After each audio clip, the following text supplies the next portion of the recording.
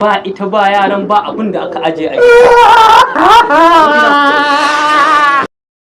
mutane daga an yi mutuwa sai ga sai kuka suke yi fi sabilillahi.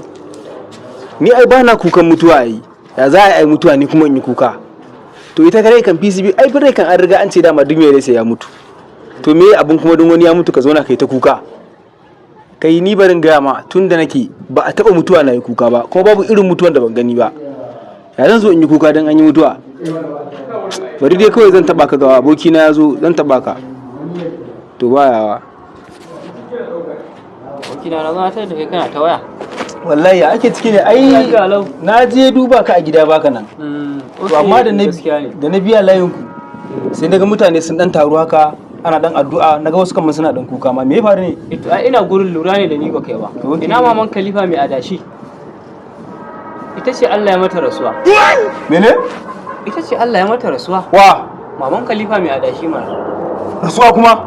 Ni na yi tunanin ma ka sani ne ta duba ban ganka ba.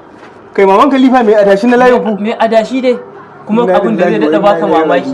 Inna lillahi wa inna ilaihi raji'un. Abokina me haka? Inna lillahi wa inna ilaihi raji'un. Wa a wayar da kake yi naji kana kai ba wacce zaka baka mutuwa ku.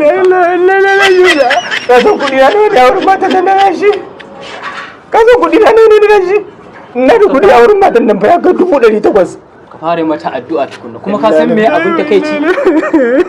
Komai gobara ce ma fa ta fara. Ko sun kebe fita a gidan.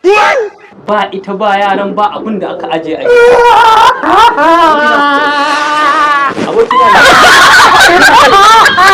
Abokina me haka ne? Kaka tara mana mutane mana. Me haka ne? Kuriya!